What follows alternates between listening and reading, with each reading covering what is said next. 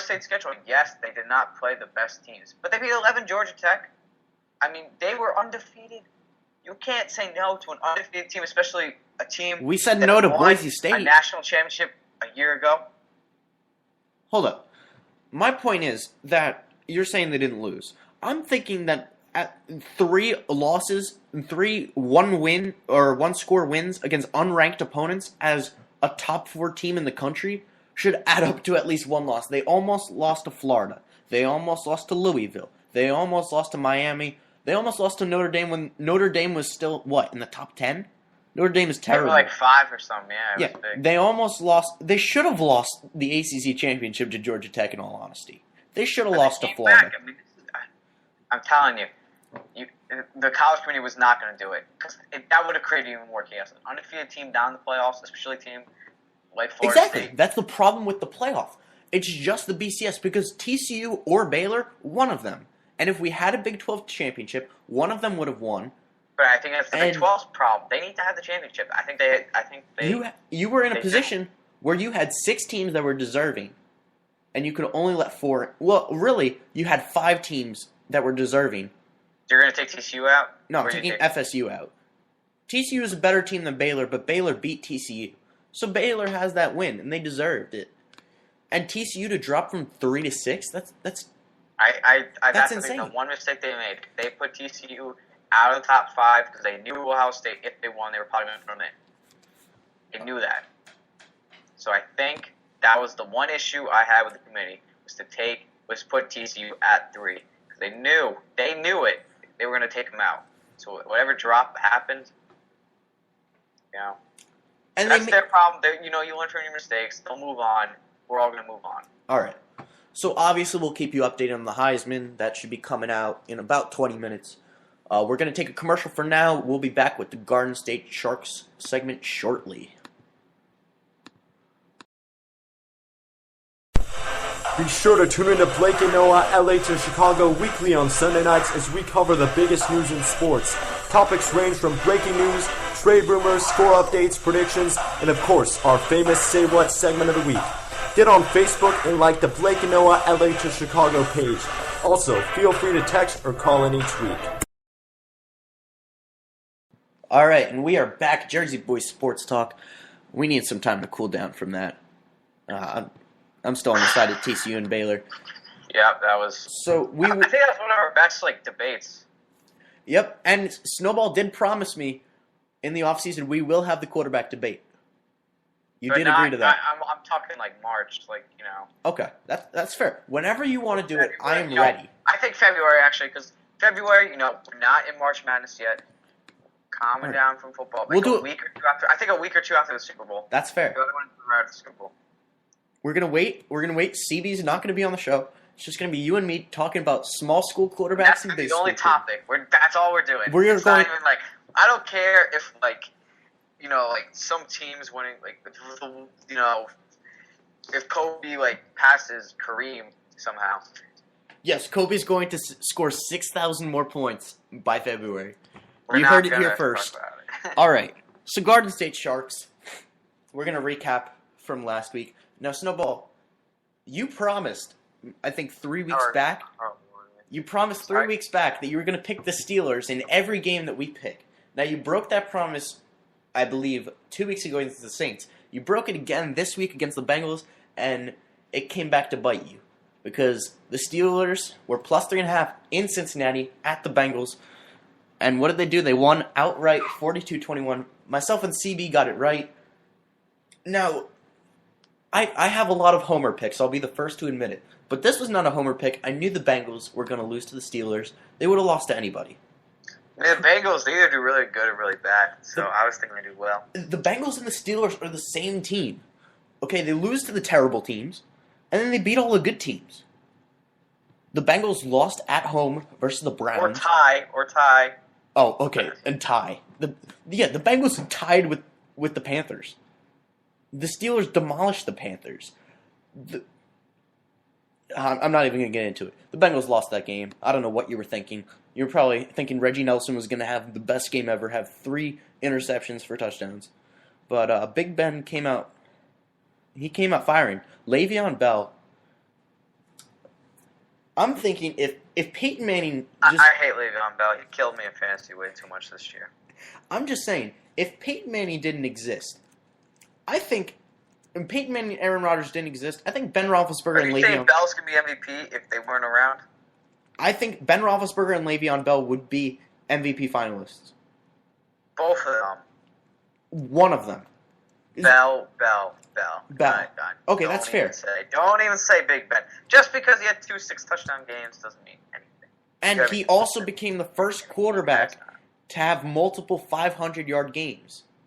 Le'Veon Bell, though, I will agree with you. Doesn't make you an MVP, though. Le'Veon, but he's consistently... You gotta do that. You gotta be pretty consistent. I mean, he hasn't been the most consistent. Ben had a couple bad games. And Bell was pretty... Bell was... Le'Veon Bell. This week... What Bell's doing now, he wasn't doing in the beginning of the year. He wasn't... Rodgers is really... besides the first 2 games of the year, Rodgers has really been on a roll since. Bell, more second half of the year. Le'Veon Bell is the Melvin Gordon of the NFL. Aaron Rodgers is Mariota. Le'Veon Bell is more Melvin Gordon. Le'Veon Bell is having a great year. Okay, I forget what number he's at. Le'Veon Bell is going to be is the next Forte. Not Forte. Forte. He gets receiving yards every time I see Bell. Big Ben just throws it to him. But Le'Veon Bell, I believe it's 8 games. Le'Veon Bell can become this week the first player since Walter Payton to have 8. I believe it's 8 consecutive games with 100 total scrimmage yards. It's never been done before since Walter Payton, which is phenomenal. All homerness aside, Le'Veon Bell is having one of the best years of a running back. Well, granted, it's not all rushing. I would say he's about 60-40 receiving, actually. But he's just having a fantastic year. And he's the main reason the Steelers are going to make the playoffs this year. So, on to Giants-Titans. I'm going to let you handle this. I picked the Titans. I was dead wrong. I'll admit it. Hell yeah, you were wrong. The Giants, it was a pretty bad game, though. The Giants really should have won this game like 52 to nothing. They had some chances. Eli, they had to finish with field goals. Bamberger did not look good. He was hurt. Giants defense looked great. It was like I will be honest, though. The game was just sad. It was like, I really felt like I was at a funeral. It was just depressing, because both teams were out. It was depressing because you won 36-7? It was a depressing game. Yes, it was. Yes, they scored a lot of touchdowns, but it was just a game that, even though they won by so much, the Giants just were bad, but the Titans were just that much worse. You heard it here first. This was the worst 29-point win ever. I think so. All right, so you got the win. You and CB got the win there. I was dead wrong. I thought the Titans were going to pull it off at home. Even line. I thought they were going to do it, but I was wrong. Ravens +3 at the Dolphins. We all picked the Dolphins, and the Dolphins looked dominant for the first half of this game. I don't know what happened. John Harbaugh flipped a major switch for the Ravens in the second half. I actually think the Ravens could win the division at the come year's end. I think the Bengals, they could potentially lose it. You know what? The Bengals are going to lose it. I know that for a fact. I don't think the Ravens are going to win the division because the Steelers own the tiebreaker. But I think the Ravens will end up making the playoffs. I think they'll make it. I think the Bengals are going to have a bad last 4 games. They're going to drop. The Ravens are going to end up winning the wild card. And the Steelers end up winning the division because they own the tiebreaker. That's the only reason. I think the Ravens are a really good team this year. They've had a lot of quality wins. They dominated the Steelers first time out. Got dominated by the Steelers second time out. So we'll see what's in store for the Ravens. But I think they'll probably make the playoffs, the Ravens. But in the end, none of us got the win there. The Ravens, just a phenomenal second half. Now, Bucks +10 at the Lions. None of us were falling for that huge line. We all picked the Lions. The Lions won 34-17, beat the Bucks. So, I am officially... This is very sad for me to say. I feel like I'm at a funeral now. I am officially giving up on my Tampa Bay Buccaneers win the NFC South prediction. I'm officially giving up. I was holding on to it. About time. I'm not sure if Bucks they're... are too bad. They're just too Are they... Wait. bad. Are they actually mathematically eliminated yet, though? No. They could still win the division. Alright, because there's 4 games left. And they're 3 games back. There's 4 games left. So, yes, they could... So, let's say the Falcons and the Saints lose the rest of their games. The Bucks win the rest of their games, they're in. They got the division. That is insane, but... You know what, with my luck, they're probably... The Bucks, you think about it, if the Bucks, they could potentially get Mariota. Oh, yeah, how did I forget about the Bucks? The Jags are going to get him. I don't think the Raiders are going to get him. The Raiders have faith in Derek Carr. He's a good quarterback. The Bucks could really get Mariota. And I think Lovie Smith can do something with him. You know what? This is a good team. They're built well. I think... Defensively, and Mike Evans. And you know what? I don't know what happened to Doug Martin this year. They need to rebuild on offense. But they have Logan Mankins. They have Jeremy Trueblood. A couple other decent O-linemen. Mike Evans, obviously. VJax.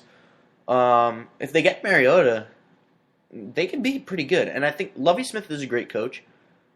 And I thought they were going to be good this year. I really did. But it was just a down season. So... With my luck, they're probably going to come back and win the division, but I am officially giving up on that pick. And I really absolutely have no idea who's going to win it, because everyone's so terrible. But, nonetheless, Lions coming up with the win there. Now, Bills plus 10 of the Broncos. Snowball, when are you going to learn not to pick against the Bills? You picked the Broncos. Myself and CB got it right. Bills covered. Yeah.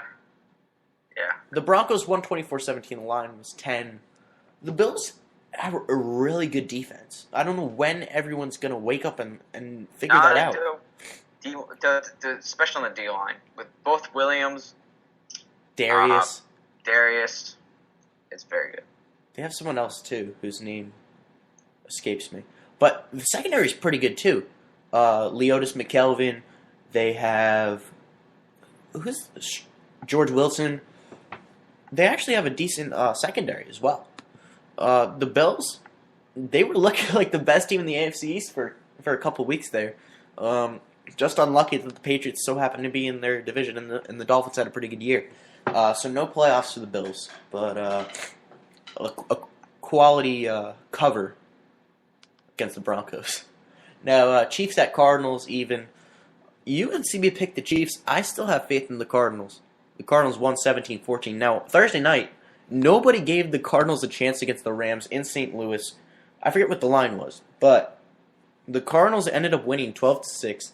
No touchdowns were scored in that game. And Bruce Arians, he's winning the coach. He's definitely winning Coach of the Year. I've always loved Bruce Arians. They're winning games. They won games. I've always loved him. He is a great coach. I know. I was legitimately crying when the Steelers let him go. And now we have Todd Haley. So it's just terrible. But the Cardinals won with Carson Palmer. Okay, Carson Palmer's a pretty good quarterback. Then they won games with Drew Stanton. They almost won a game with Logan Thomas. Now they won a game with Ryan Lindley. Snowball, you have any idea who Ryan Lindley is? I actually have heard of him. I'm going to check. He might have played for the Bills. I don't know. No, I believe he was a backup on the Bills. I don't think he ever played, though. No. Wait. No. Ryan Lindley was on the Cardinals, got cut, went to the Chargers this year, got cut by the Chargers, went back to the Cardinals. He wasn't even on the Chargers roster. He was just on the practice squad. State. But NFL statistics, he's 0 touchdowns, 7 interceptions, 782 passing yards, and 46.8 quarterback rating in his career. So, that's something special. And where did he go to school? San Diego State University. That's your theory. That means nothing because he's actually bad. But the Cardinals are making the playoffs. I'm not sure if they've actually mathematically clinched it yet, but they're going to win. Okay. I forget. Who are they playing this week? I actually have no idea. Who? The Cardinals? The Cardinals. Oh wait, they played Thursday night. but they